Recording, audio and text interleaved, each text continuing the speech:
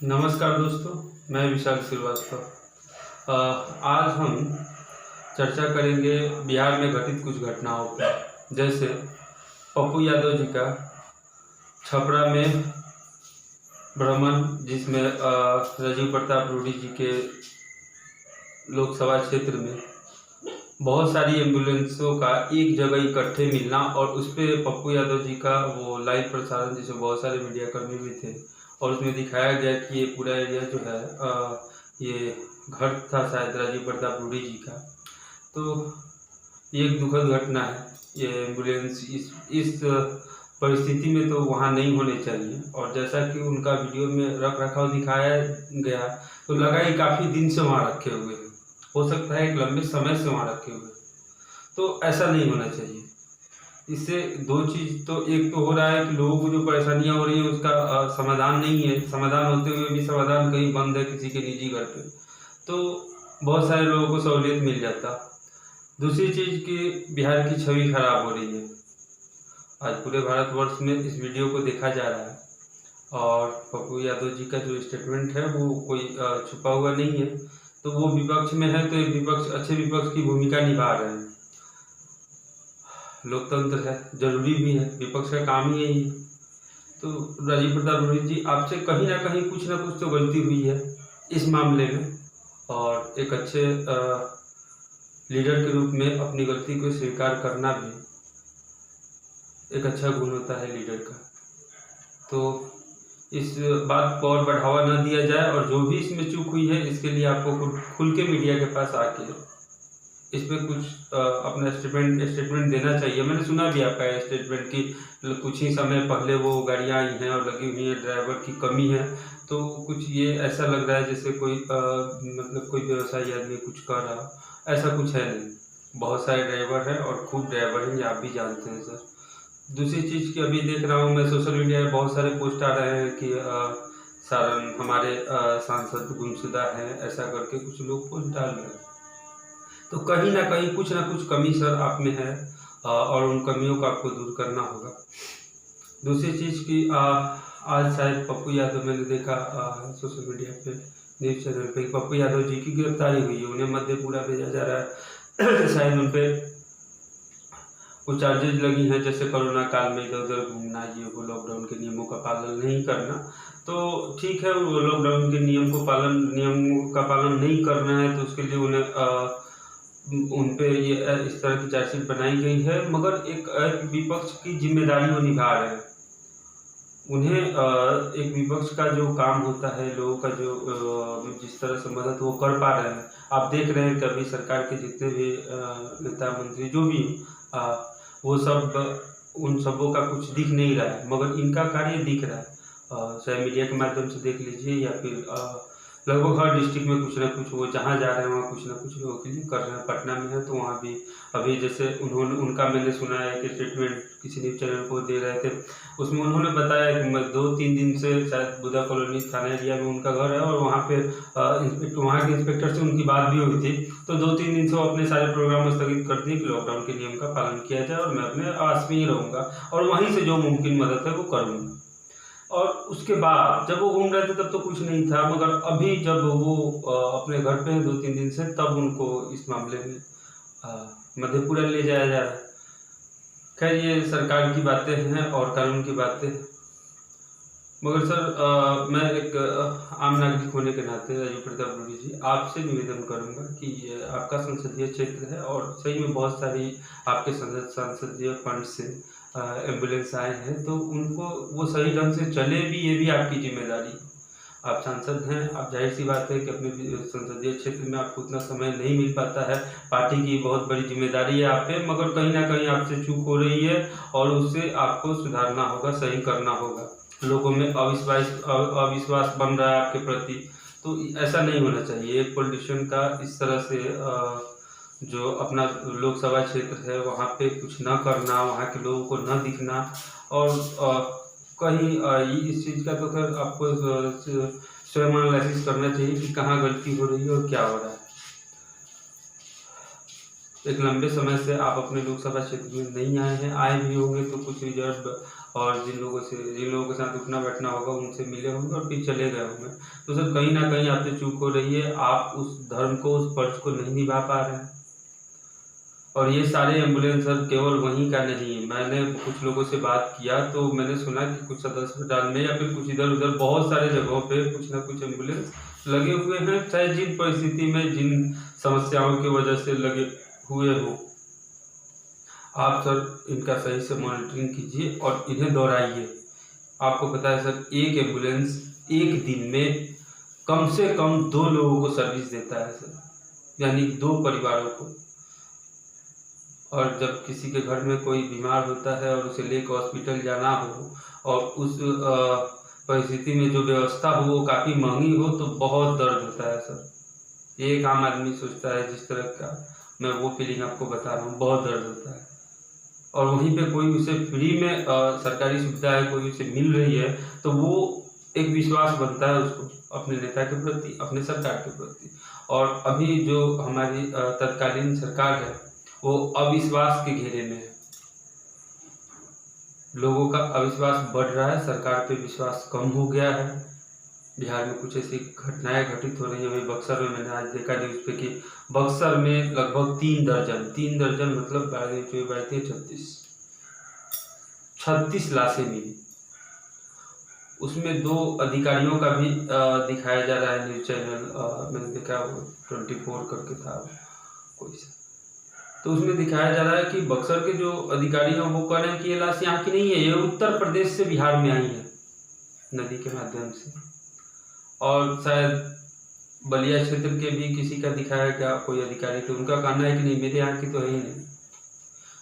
तो फिर उसी में कहा जा रहा है कि उत्तर प्रदेश में कोई प्रथा है कि अगर किसी को कुछ हो जाए तो उसे गंगा माँ में समर्पित करने पे उसकी आत्मा को शांति मिलता है। तो सर ये बिहार में भी और पूरे हिंदुस्तान में कुछ ना कुछ तो प्रथाएं हैं, मगर एक साथ 36 लोगों का डेड बॉडी गंगा में एक ही समय में मिलना, ये सर सरकार की कुछ कमियां दिख रही है इसमें। या तो मरने वाले लोगों की लाशें उनके घर तक नहीं पहुंची, या फिर चाहे वो बिहार की हो या उत्तर प्रदेश की हो, इसमें सेंट्रल सरकार को मतलब यूँ कहूँ कि मोदी जी को, क्योंकि सरकार तो है, मोदी जी के नाम पे सरकार बनी थी तो मोदी जी का भी नाम हम ले सकते हैं। मोदी जी को इस पे ध्यान देना चाहिए, इस घटना पे कि लाशें कहाँ की हैं, किन परिवारों की हैं और उन परिवारों को ये जानकारी मिली भी है या नहीं मिली। ये किसी बीमारी से हुआ है, कोई दुर्घटना है या कोई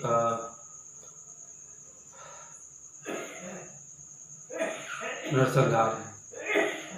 तो इस चीज़ की जानकारी खास तौर पे प्रशासन को पुख्ते तौर पे लेनी चाहिए और इसकी जानकारी लोगों को भी देनी चाहिए। अभी सर समस्या बहुत ही कठिन है पूरे देश के सामने, पूरे दुनिया के सामने और बिहार में भी। और ख़ासतौर पे अब तो पिछले लॉकडाउन में रूरल एरिया में उतना कोरोना का प्रभाव नहीं था मगर अब की बार तो रूरल एरिया में बहुत ज़्यादा है, मरने वाले लोगों की संख्या भी ज़्यादा है। ओवैसी जी का मैंने सुना स्टेटमेंट, उसमें उन्होंने कहा कि सरकार कह रही है कि 4000 लोग मर रहे हैं मगर मैं कहता हूँ कि 10,000 लोग मर रहे हैं। तो सर कहीं ना कहीं कुछ ना कुछ तो ये है कि सरकार से चूक हो रही है, सरकार से असंतोष बढ़ रहा है लोगों का। और कोई विपक्ष में है अगर आपके अगेंस्ट में कुछ बोलता है तो वो अपना धर्म निभा रहा है, ये उसका कर्तव्य है। आपसे कुछ चीज़ खोजना मांगना ये उसका हक है। और जहाँ आपकी कमी हो रही है, कोई चीज़ गलत हो रहा है तो उसको जनता के बीच में लाना, ये विपक्ष का काम है। और इसके लिए आप जैसा कि अभी पप्पू यादव जी को मधुबनी भेजा जा रहा है, पटना से दरभंगा भेजा जाए, तो ये सब चीज़ें शोभा नहीं देती, किसी मजबूत सरकार को नहीं देती। मोदी जी ने खुद कहा था अपने एक इंटरव्यू में कि विपक्ष को भी मजबूत होना चाहिए। तो किस तरह की मजबूती होनी चाहिए विपक्ष की कि वो कुछ ना बोले, घर में बैठा रहे। आप इस कोरोना महामारी में हर कोई, चाहे वो पक्ष हो विपक्ष हो, वो सरकार का ही साथ दे रहा है। अगर पप्पू यादव जी जिला दर जिला भटक रहे हैं या फिर लोगों का मदद कर रहे हैं, तो एक तरह से वो आप ही का साथ दे रहा है।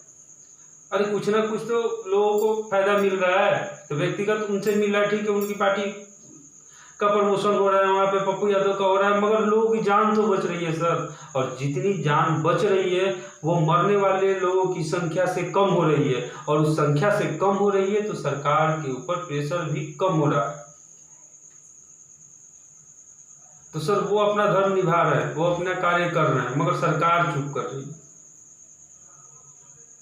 लॉकडाउन का नियम बना दिया गया सबके लिए है, मगर अब जो नेता है, जो वोट मांगे हैं, जो जीते हैं, वो उनके लिए कुछ कुछ कुछ अलग प्रोटोकॉल होंगे, मगर उन्हें लोगों से जुड़ना होगा। दिल्ली बैठे हैं, चलिए कोई सांसद है वो दिल्ली बैठे हैं, कोई विधायक वो पटना बैठा है, तो उसे अपने विधानसभा विधायक को अपने विधानसभा क्षेत्र में, और लोकसभा के प्रत्याशी जो सांसद है उनको अपने लोकसभा क्षेत्र में लोगों से जुड़ना होगा, चाहे माध्यम जो भी हो जुड़ने का। लोगों की समस्याएं सुननी होंगी, समझनी होंगी और उसका हल निकालना होगा। जो सुविधाएं नहीं है वो सुविधाएं वहां पे व्यवस्थित करानी होंगी। ये सुविधाएं प्रखंड स्तर पे अगर व्यवस्थित हो जाए तो और अच्छी बात है। तो सर मैं आशा करता हूं कि मैं व्यक्तिगत किसी पार्टी, किसी पॉलिटिशियन के लिए मैं ऐसा नहीं बोल रहा हूं कि मैं किसी का बड़ाई करूं या किसी का बुराई करूं, मगर कुछ घटनाएं घट रही है जिस पे चिंतन होना चाहिए। और पप्पू यादव जी के इस एक्टिविटी में तो मैं ऐसा कहूं कि लगभग हर कोई उनके साथ होना चाहिए। उन्होंने किया, ठीक है, एम्बुलेंस से कुछ आपको आहत पहुंचा एम्बुलेंस वाले मैटर पे, और पप्पू यादव जी ने वहां जाकर जो भी किया वो, मगर वो विपक्ष का धर्म निभाए हैं सर। मैं ये सबसे कहना चाहता हूं, चाहे वो सत्ता के लाइन में जो भी पार्टियां हैं, तो वो विपक्ष का धर्म निभा रहे हैं सरकार से। अब एक चीज तो तय है कि वो सारी एम्बुलेंस आज या कल या फिर परसों से ही शुरू हो गई होंगी, उनकी सर्विस शुरू हो गई होगी, वो चल रही होंगी। अगर वो उस समय नहीं किए होते तो हो सकता है 2-4 दिन और डिले हो जाता है, या फिर 2-4 महीने, या फिर वो ऐसे ही रखे रह जाते। तो वो अपना धर्म निभाए, और उसके लिए तो लगभग हर किसी को उनका समर्थन करना चाहिए। फिर भी लॉकडाउन के नियम का पालन नहीं किए, वो उसको तोड़े, तो प्रशासनिक कार्रवाई हो रही है उन पे। मगर सर इस नियम का क्या, जो इस बुरे परिस्थिति में आपके ही कहने के हिसाब से पिछले 25 दिन से, मैं राजीव प्रताप रूडी जी, आपने जो कहा है वही चीज कर रहा हूँ। पिछले 25 दिन से ये एम्बुलेंस यहाँ पे रखी हुई है, चूंकि ड्राइवर की अनुपस्थिति है, ड्राइवर नहीं मिल पा रहा है। तो सर आखिर क्या कारण होगा कि अचानक से इस महामारी में ड्राइवर ने गाड़ी लगा दिया और वो सब छोड़ के चले गए? कुछ ना कुछ तो कमी है। जब उनकी जरूरत है तभी वो छोड़ के क्यों चले जाएंगे? जो तो इन सब चीजों पे ध्यान देना होगा। आप बीजेपी के प्रभावशाली लीडर हैं और राजीव प्रताप रूडी जी का सम्मान है, उस सम्मान को भी निभाना होगा और उसे बचाना होगा। अपनी कमियों को दूर कीजिए और जनता के सामने खुल के आइए, उस मुद्दे पे लोगों को बताइए।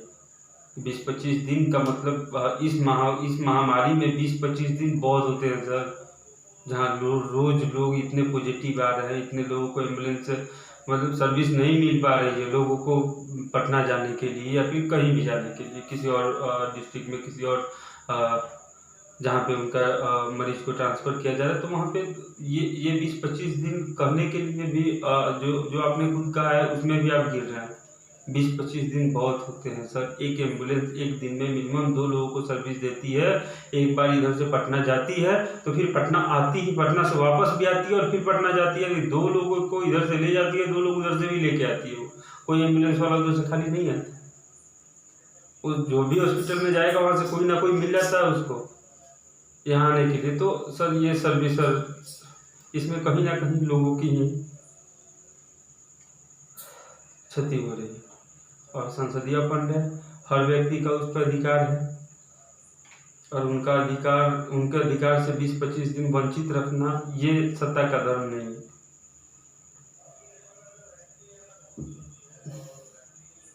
मैं आशा करता हूँ कि आप अपना फर्ज और अच्छे से निभाएंगे और सारण जिला को इस महामारी में और अच्छी सुविधाएं मिलेंगी।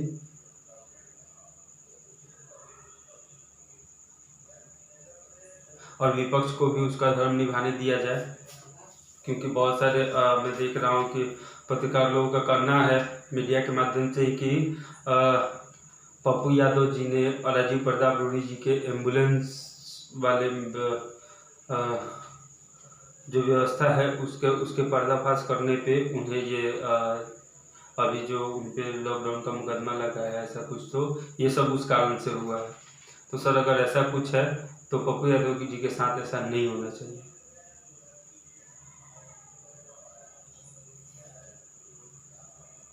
क्योंकि उन्होंने जो किया वो जरूरी था, वो मैसेज था, वो मैसेज हुआ आपके साथ, हो सकता है आपको क्षति हो, मगर वो एक मैसेज था पूरे देश के लिए और हर राजनीतिज्ञ के लिए, जो लोग जीते हुए हैं या फिर जो विपक्ष में हैं उन सब के लिए है कि हमें अगर राजनीति करनी है तो लोगों के वोट पे करनी है, और वो वोटर को ही आज परेशानी है तो वोटर के लिए आपको आना पड़ेगा बाहर। जिस तरह वो जूझ रहा है इस काल में उसके साथ आपको खड़ा होना पड़ेगा, उसके दुख में, चाहे जो भी पॉलिटिशियन हो, आप सबको आना पड़ेगा।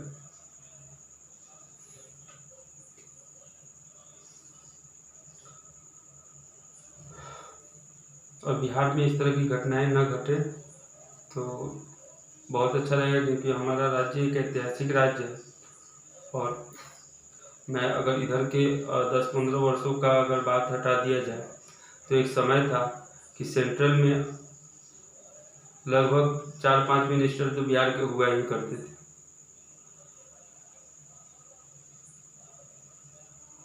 तो इन सब चीज़ों पे भी ध्यान दिया जाए, हमारी छवि खराब ना हो।